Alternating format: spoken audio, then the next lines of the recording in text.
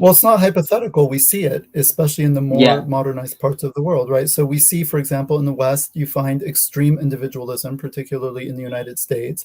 You see the complete breakdown of the family. Historically, the norm across the world has been the extended family, like which is still true in much of the not only the Muslim world but the so-called third world in general. Entire families live in the same house or building, and people grow up with cousins and aunts and uncles and the whole thing.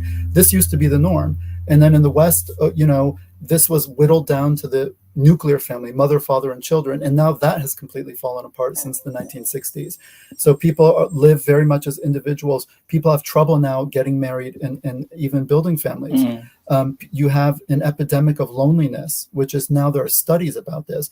You have an epidemic of older people living alone because they don't have families, or the families don't care about them, or the families are too individualistic to take care of them. Now, sometimes older people need very serious kind of like medical care, but it's not uncommon in the West for people to simply put older parents in a nursing home because, they're busy and they've got their own things, or they live far away, or they couldn't really be bothered to take care of them.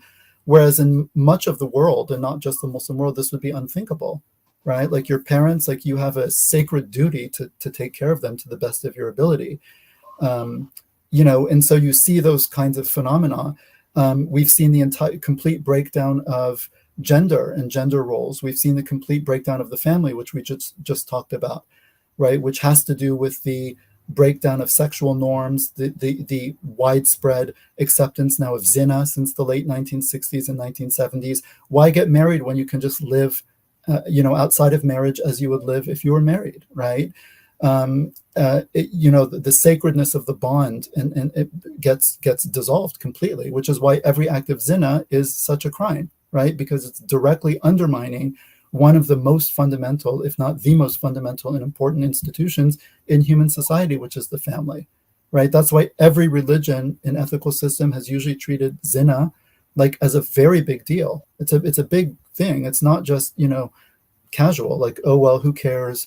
No one's being harmed. We're just having fun. No, this is a big crime and a very serious matter, right? And when you see it spread throughout society, there are many evils that come, not just physical evils like disease, venereal diseases, pregnancy, out of wedlock pregnancy.